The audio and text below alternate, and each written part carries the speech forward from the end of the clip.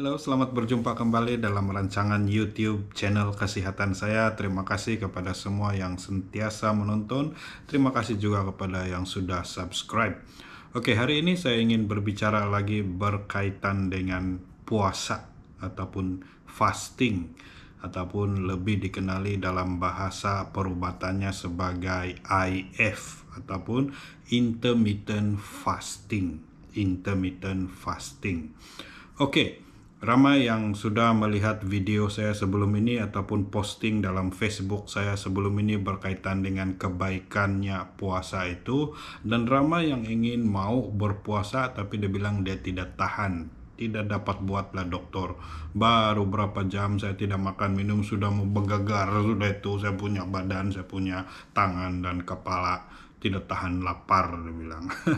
Oke, memang keadaan seperti itu boleh berlaku, terutama sekali kalau kita tidak pandai puasa. Nah, puasa ini pun ada cara dia. Jadi dalam video ini saya akan bagi tahu bagaimana cara berpuasa yang supaya kita boleh berjaya berpuasa dan juga dapat melakukannya dengan senang. Oke, sekali lagi saya mau supaya kamu yang belum melihat video saya tentang kebaikan puasa sebelum ini, sila lihat video itu dahulu sebelum kamu melihat video ini supaya kamu paham cerita ujung pangkal tentang puasa inilah. Cukup saya katakan dalam satu perkataan di sini, dalam satu ayat di sini, bahwa puasa yang saya bincangkan ini tidak ada kaitan dengan agama. Jadi jangan coba-coba kaitkan dengan agama kamu. Tidak kiralah apa agama kamu. Ini adalah puasa yang bertujuan untuk kesehatan. Tiada kaitan dengan agama. Oke, begini cara berpuasa yang senang dan mudah dibuat. Pertama sekali, puasa itu mestilah dimulakan sebelah malam, selepas makan malam yang terakhir. Oke, itu kunci yang pertama. Puasa itu dimulakan selepas dinner, selepas makan malam yang terakhir. Oke, mungkin makan malam kau yang terakhir adalah pukul 8, pukul 9 atau pukul 10 malam. Itulah titik permulaan puasa kau. Oke, sampai pagi, sampai hari seterusnya, sampai makan malam yang seterusnya kau punya puasa. Itu adalah puasa untuk kesehatan. Sekurang-kurangnya 18 jam. Paling bagus kalau sampai 20 jam berpuasa. Baru ada kebaikannya dari segi kesehatan.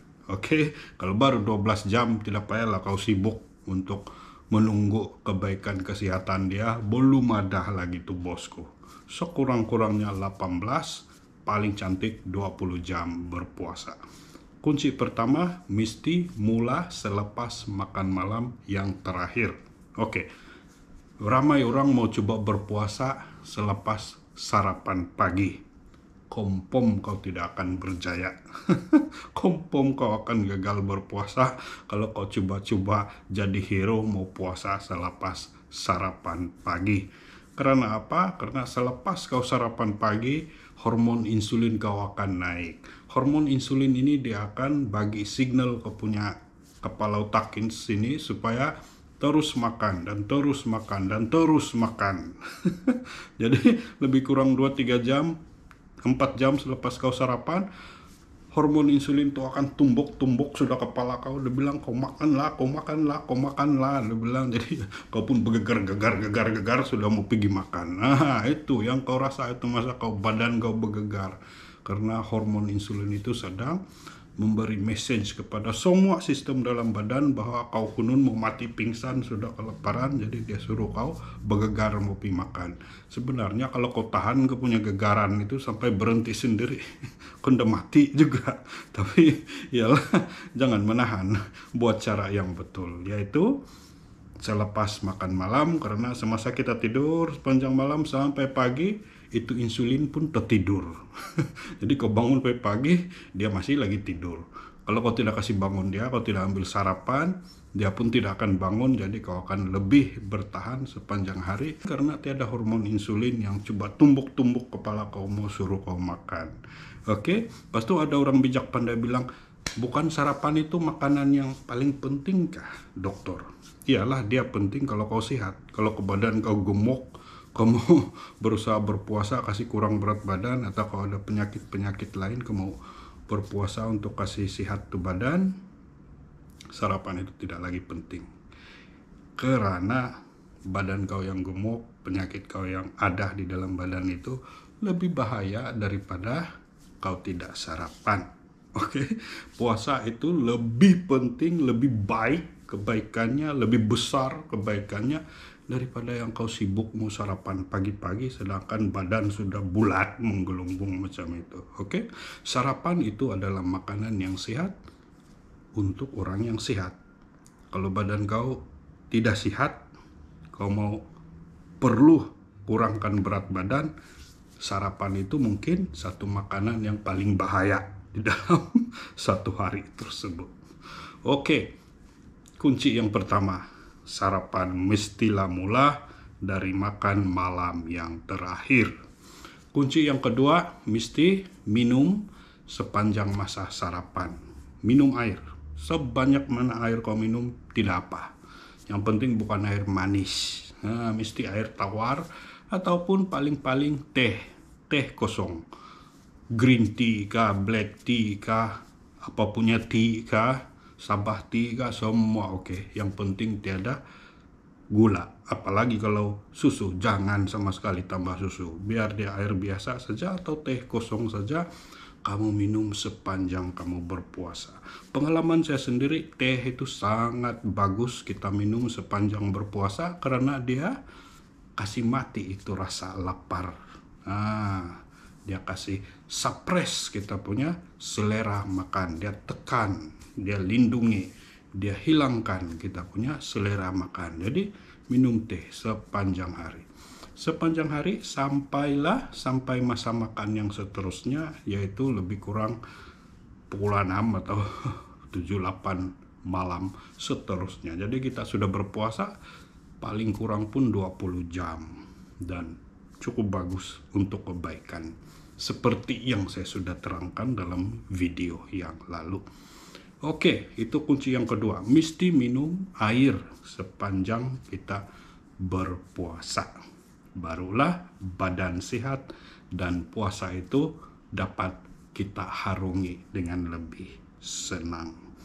Alright, and then kunci yang ketiga adalah semasa kita buka puasa, semasa kita akhiri puasa itu, janganlah kau terus berhabis makan yang berat-berat, yang manis-manis, yang pedas-pedas.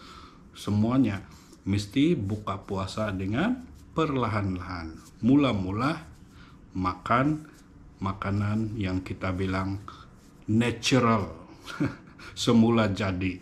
Jangan tiba-tiba buka puasa dengan burger lah, dengan roti lah, dengan keropok lah, dan sebagainya. Buka puasa, buka atau tutup. Pengakhiran puasa itu kita makan makanan yang semula jadi. Contoh, buah-buahan, apple, pisang, dan sebagainya. Ataupun sup sayuran, bubur nasi, dan sebagainya. Ataupun minumlah air yang kita minat, yang manis, boleh sudah, sebab sudah 20 jam puasa. Mungkin satu gelas Milo, satu gelas kopi, satu gelas jus buah-buahan, boleh sudah. Lepas itu pelan-pelan makan yang berat, sampailah ke makanan kita yang terakhir untuk malam tersebut. Boleh makan sampai 4 hingga 6 jam lah. Makan sikit-sikit, jangan berhabis pula, cukup untuk menghilangkan rasa lapar sahaja. Dan besok dia makan macam biasa. Hari seterusnya buat lagi fasting, sehinggalah tercapai berat badan kamu yang kamu mau, ataupun sehinggalah penyakit yang kamu mau lawan dengan puasa itu mulai kelihatan sudah terkontrol. Puasa ini boleh melawan banyak penyakit. darah tinggi, kencing manis, cancer, sakit-sakit lutut, sakit-sakit kepala, sakit macam-macam, sakit hati pun mungkin boleh dia lawan juga. Jadi teruskan berpuasa, karena berpuasa itu mempunyai banyak kebaikannya, dan ikut apa yang saya bagi tahu tadi.